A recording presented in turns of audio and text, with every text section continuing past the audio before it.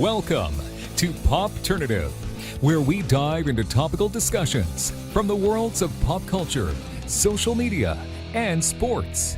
Here is your host, Peter Remoliotis, aka PD Beats.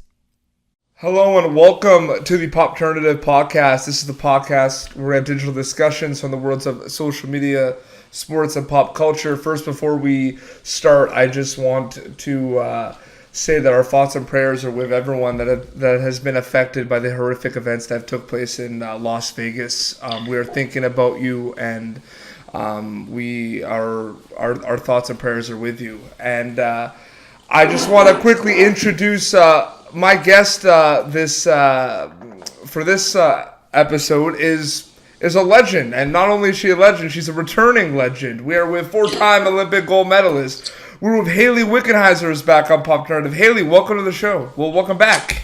Oh, thanks, Pete. Yeah, it's great to be back, and I guess I want to echo your comments about Las Vegas as well. It's been pretty heavy over here in Calgary. We had three folks from Alberta who passed away, and Jordan from BC. So I think that as Canadians, this is pretty close to home when you see what's happening in Edmonton, and the world is a very small place now. So my heart certainly goes out to everyone involved. Vegas is a quick stop for lots of Canadians, and probably every one of us has been there at some point, and could have been anyone. No, absolutely. And it's those events that make you think that, like I said, when I saw on Twitter that a lot of Canadians were the ones that were affected from this, it just made me think and put it in perspective. So. Oh, absolutely. I mean, I had a few friends that were there that day, and obviously they weren't affected by getting shot or anything, but they were definitely around the strip and in the chaos. So it's, everyone probably has a story. It's just that's how close this is to home for all of us. Oh, absolutely. And like I said, thoughts and prayers are with everyone affected. So last time you came on the show, actually, we were with it was me, you, and Charles Hamlet. Yes, that's right. And now we're doing a one-on-one here. And you recently, since the last time we spoke, you made a pretty groundbreaking announcement that you were hanging up the skates for good. You're not playing hockey anymore. Yeah, I retired in January, and for sure, groundbreaking announcement, life-changing announcement for myself. But it's been crazy ever since. I wasn't sure what life would be like, but now I think I'm busier now than I was before, in the sense that before my schedule and my routine were very, very set and very similar day to day, and now outside of training, going to the gym and just trying to stay in fitness for life, every day is completely different. So that's been pretty fun, and lots of new challenges, I guess, ahead of me. What are you going to miss the most about it? Was there one thing specifically about playing hockey? Because you've been around some big games. You've been playing for a long time. 4 Olympic gold medals for Canada. Anything specifically you're going to miss? I think you said it, the big games. That's what I live for. I mean, I love the grind and the training and the day-to-day, and just I love being in the trenches with, all of my teammates, and, what you go through on a hockey team in a season that no one sees and no one hears about. And then those big moments that, people either talk about one way or another forever. So I'll miss those for sure. And I don't think anything you'll do in your life will replicate what those moments felt like, but hopefully they'll be close second. No, absolutely. And I don't know about you, but the Don Cherry moment's still up there for me. So yeah. So many people. I'm in airports all the time, and people come up to me all the time and talk to me about that Don Cherry moment. So that seems to live on YouTube. The best thing, too, is when I was bringing it up when we were on with Charles, you knew exactly what I was going to say. You knew where you were like, I know exactly what you're going to say. Well, the funny thing is, when I retired, I was in Toronto at the CBC building and just doing some TV stuff. And Don Cherry was there that day. And so he came over to chat, and he said, I'll never forget that moment. You got me in a lot of trouble with that one. And we had a good laugh about it. So, that was one for the ages, I think. Absolutely. So, you've been keeping busy recently. You did a TED Talk. I did, yeah. I did a TED event here in Calgary, and they had been asking me to do a TED Talk for a number of years, and I was just like, eh. And so finally decided to do it, and my TED Talk is basically called Bucket. Hence my shirt. Yeah. And I decided to talk a little bit about my bucket list, which wasn't your traditional bucket list, which climbing Everest and jumping out of a plane and traveling the world like many people want to do. My bucket list was all the things that I had to overcome playing the game. So things like girls don't play hockey, female in the male-dominated world, having the courage to keep playing, like all those types of things, and a little bit about being a pioneer in hockey, which I'm not really. So it was a fun experience, different type of format, and I enjoyed it. You are a pioneer, though. I'm gonna stop you right there. And you are. You know what? I'm gonna ask you a question right now, and I'm gonna be very upset if you're gonna take the modest approach. How does it feel to be Hayley Wickenheiser? Like, how does it feel to be the legend?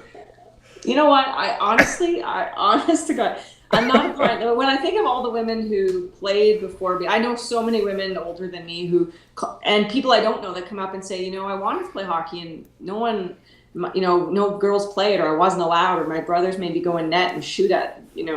That's the common story. And so those women before me paved the way. Yes, I was a part of it for sure. And I paved more of the way, but I just did my thing. Like, I was just a little girl from Saskatchewan who loved to play the game, and I just didn't let anything stop me along the way. But I see it. I see it with you. I've seen it with Natalie Spooner. I've seen it with Marie-Philippe Poulin. Those big games you were talking about that you're going to miss the most, those elevate your whole entire careers. Just one game, one moment, and then it's a completely big game changer.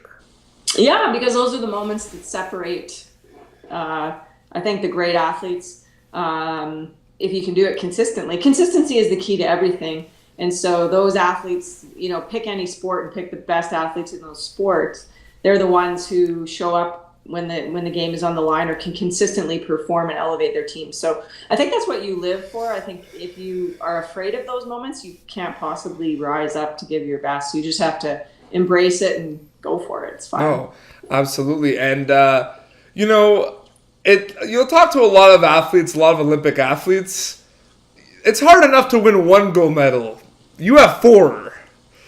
So it's one of those things when you kind of see it on paper that you've won 4 gold medals in the Olympics. I mean, does that ever come to your mind, when you're talking to family and friends and they're talking to you about Olympics, and you're really I've played in many Olympics. I got 4 gold medals. Do you ever stop and kind of think about that? I mean, obviously you've been around big games, big moments. I mean, the World Championships is a really big. It's not just the Olympics. I think that's a big misconception of women's hockey, where people think that the Olympics is huge, but the World Championships, that's the big one that you work for every year. That's right. Yeah. I would say that the Olympics is like our Stanley Cup. The World Championships is like a playoff series towards winning the Stanley Cup, because you have 3 World Championships and then the Olympics. It's a Stanley Cup. So I never ever wanted to sacrifice a World Championship along the 3-year process to get to the Olympic Games. And I think about the one we lost. It could have had 5. So that's what I think about. It was, geez, darn, we could have had 5. But I suppose when you put it like that, it's a big accomplishment, what our team has achieved through the years. There's no doubt. And being able to repeat twice is difficult. And then the 3rd time, and then the 4th time gets even harder. So the pressure just keeps mounting. But you don't think of it like that as an athlete when you're in the moment. You're just trying to win a hockey game. And when it comes down to just one game. And, a couple of weeks ago, I had Ottawa Senators prospect Thomas Chabot on the show, and I asked him about, there's hype, you know what I mean? Whenever there's hype around an event, and social media can be double-edged sword, because it can make things better, it can make things harder. So my question to you is, there was a lot of hype, and I'm sure you, how was it when you first started playing hockey? and like your first couple of years where people were like, wow, you know, Hayley Wickenheiser, she's a special player, versus one like years after, once you were kind of like more established and more known for playing hockey. Can you talk a little bit about the difference between when you kind of started playing and then kind of at the end of your career? Like how was that for you? Like I just want to know, like what was it like basically? What were the differences?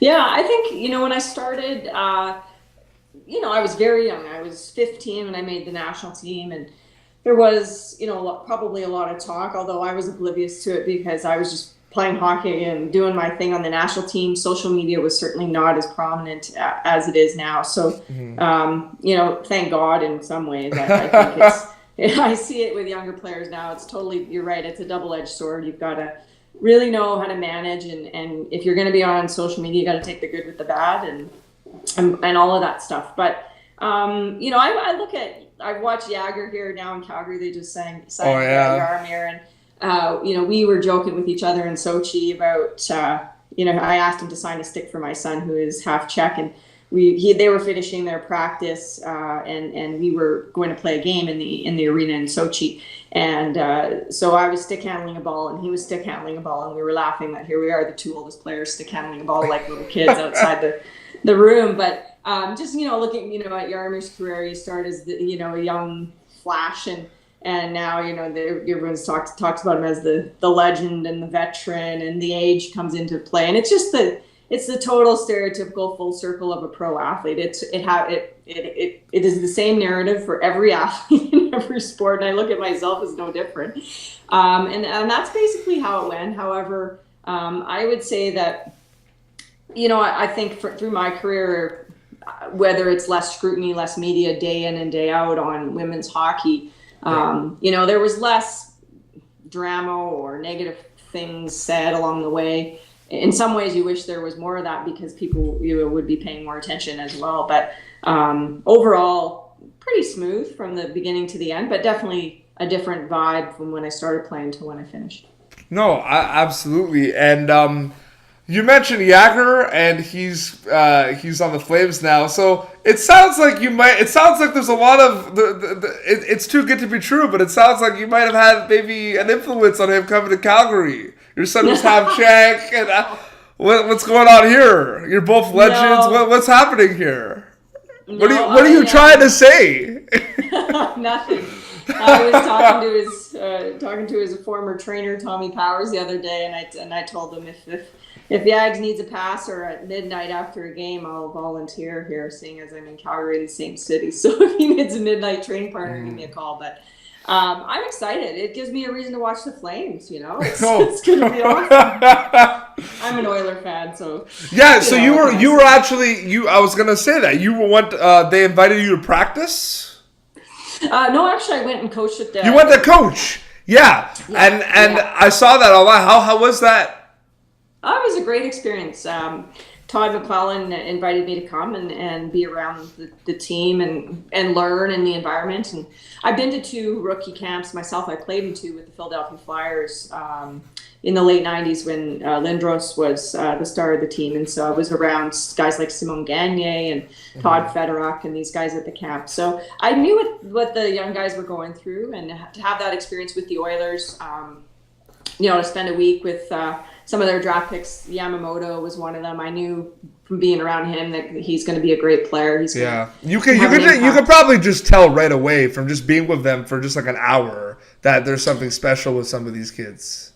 Probably after the first skate, you can really tell. It's not that hard to see who sticks out. As the week goes on, the best players really separate themselves and they start to stand out, especially in game situations or thinking situations where hockey sense matters. Pure physicality, you know, when they're just simple drills, it's a little bit harder. Everybody's fast, everybody's strong. But the way that a guy can create space or make plays with the puck, that's really what separates at the NHL level, and his ability to be able to play with high-end talent. And that's why Yamamoto, you know, if he doesn't stay, he will be back and he will be a good player in the NHL. Oh, absolutely. I mean, you look at, over here, the Ottawa Senators, it looks like Alex Formenton and Logan Brown are both making the team. And they're very young, and our mutual friend Craig Button, he uses the term they're pups, they're kids, they're small, they're very young. So it's great to see that it is in many cases it is becoming like a young man's game a little bit. Well, it is, but it isn't. I mean, you look at Youre. He's 45. Yeah. And I think it's not a young man's game. I think it's a thinking man's game. Oh. When you've got Youre on the same team as Tkachuk, who he played with his father, he's old enough to be his father. So it comes down to how you take care of your body, how you prepare as a pro day in and day out. And how you're able to think and execute the game. The game at the NHL level is less about running around 100 miles an hour skating than it is about being in positions, being able to move, being able to protect the puck, and being able to play fast with your hands and your feet. So I don't think I think age is overblown in sport in general, and it really is an individual thing. No, that is a very interesting point. You mentioned being a pro, and when I think of being a pro, I think of a lot of things, and I think about being a role model, and I think about giving back. You have shown this with what I want to talk about next, Wickfest. Yeah, Wickfest, sure. So talk for my viewers that don't know about Wickfest. Can you talk a little bit about Wickfest? Absolutely, I can talk Wickfest all day, but. No, Wickfest was sort of a legacy project. You're the legend. It's a project. You're the legend. It's a legacy project that I started after the 2010 Olympics in Vancouver as a way to promote and grow girls and women's hockey. And so we started in Burnaby in 2010, and 3 years into it, we moved it to Calgary just for a little bit more support. And we're going into our 8th year this year. We will have 7,000 people come from around the world, from China, from Mexico. We've had Czech Republic, Finland, all across Canada, places in the US, from ages novice all the way up to midget. And what they do is it's not just a hockey tournament, but it's a festival of the game. So they get 5 games guaranteed, and then they get to sign up for off-ice sessions. And what I do is I bring in world-class presenters. So last year I had 7 athletes that competed in Rio. I've had athletes such as Kaylee Humphries, Erica Weeb, had Trevor Linden, Brian Burke, Brian Trottier, Andy O'Brien from the Pittsburgh Penguins. Some of the best presenters and speakers on different topics like education and nutrition and training and how do I make the national team and all those types of things.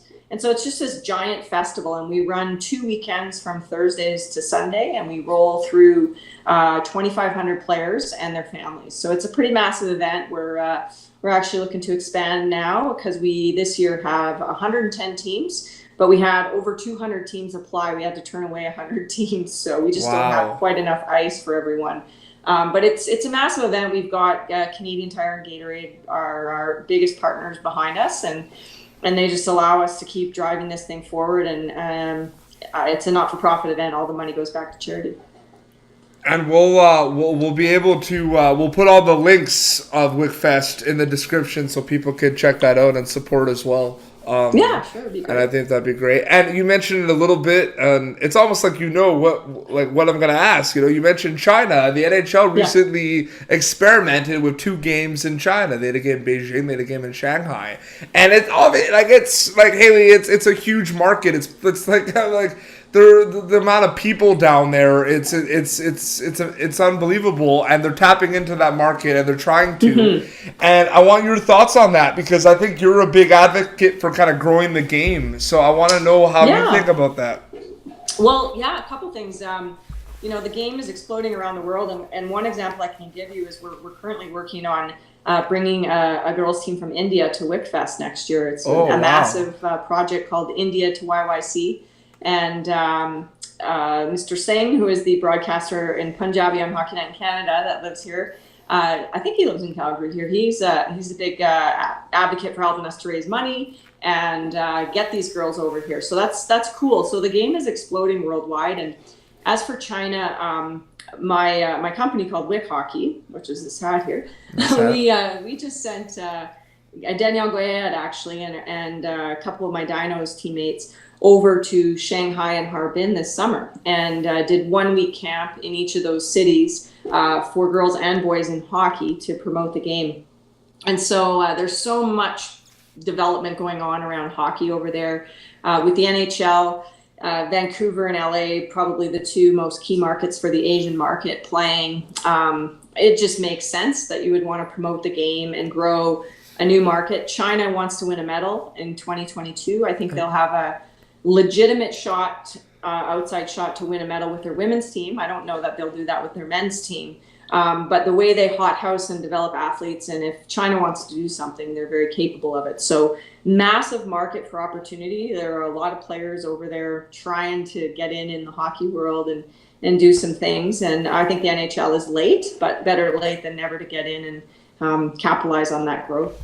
Yeah, I mean, it's something that I'm sure they've been planning for a very long time.